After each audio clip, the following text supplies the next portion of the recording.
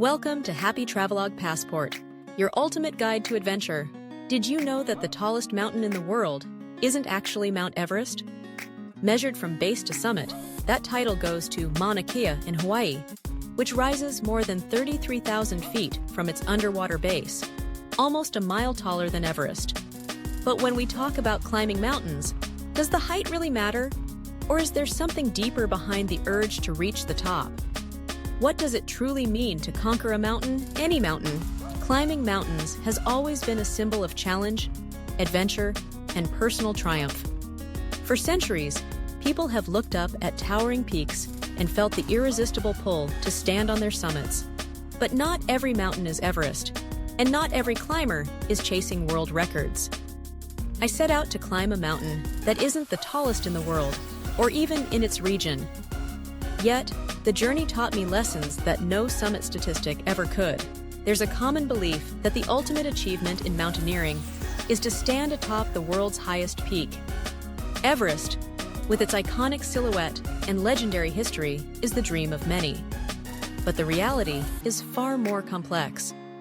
Climbing Everest is a monumental feat, but it's also a massive logistical operation, often requiring huge sums of money, months of preparation, and the support of experienced guides and Sherpas. The mountain is crowded during peak season, with hundreds of climbers forming lines up the final ridges. The dangers are real. Avalanches, altitude sickness, and unpredictable weather claim lives every year. The challenge isn't just physical, it's mental, emotional, and sometimes ethical, as climbers must make tough decisions about their own safety and that of others.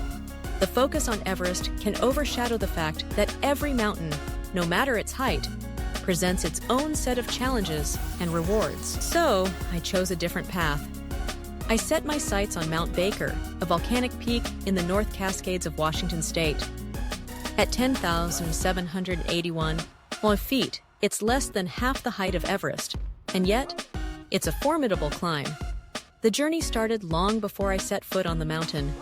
Training for Baker meant early morning runs, hours of hiking with a weighted pack, and learning the basics of glacier travel and crevasse rescue. I pored over maps, checked weather forecasts, and packed and repacked my gear. The anticipation built with each step, not because of the mountain's fame, but because of the unknowns it held for me. The climb began in the pre-dawn darkness, headlamps bobbing through the ancient forest as we made our way toward the snowline. The air was crisp, filled with the scent of pine and the distant rush of meltwater streams. As the sun rose, the mountain revealed itself, gleaming white against a cobalt sky, its glaciers sprawling and creased with deep blue crevasses. Each step upward was a test of endurance, balance, and focus. The trail disappeared beneath snowfields, and soon we were roped together, moving as a team across the icy expanse. Every footfall had to be deliberate. The crunch of crampons on snow, the gentle tug of the rope, and the rhythmic sound of breath became a meditation in motion. Mount Baker's challenges are different from Everest's, but no less real. The weather can change in an instant, shrouding the mountain in fog and lashing the slopes with icy winds. The glaciers are alive, shifting and cracking beneath your feet. There's no room for complacency. I remember the moment we reached the Roman Wall, a steep slope of hard-packed snow and ice that guards the summit plateau. My legs were burning, my lungs straining in the thinning air. The summit was so close, but the final push felt endless. Each step required a conscious effort. Plant the ice axe, kick in the crampons, move up, repeat. Doubt crept in. Was I strong enough? Prepared enough? But with every upward movement, determination drowned out the doubt. Then came the climax, the most thrilling and terrifying moment of the entire journey. We were traversing a narrow ridge, with a sheer drop on either side. The wind howled, threatening to knock us off balance. My heart pounded in my chest as I focused on the path ahead, each step a negotiation between fear and resolve. In that moment, I realized that the mountain wasn't just a physical challenge. It was a mirror reflecting my own insecurities and strengths. I had to trust my training, my team, and myself. The summit itself was almost an afterthought. When we finally stood on top, the world stretched out in all directions.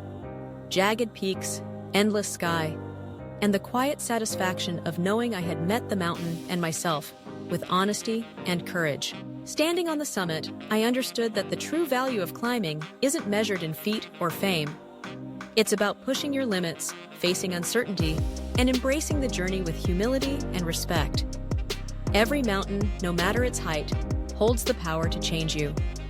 The lessons I learned on Baker about preparation, perseverance, and the importance of teamwork will stay with me long after the snow has melted from my boots. So, the next time you hear about someone climbing a mountain, remember that it's not just about reaching the highest point on Earth. It's about setting a goal, facing the unknown, and discovering what you're capable of along the way. Whether your mountain is a literal peak or a personal challenge, the climb is always worth it. I'd love to hear your stories. Have you ever climbed a mountain, literal or figurative? What challenges did you face, and what did you learn from the experience? Share your thoughts in the comments below, and if you're ready for more adventures, check out my next story about exploring the hidden wonders of the world's lesser-known peaks.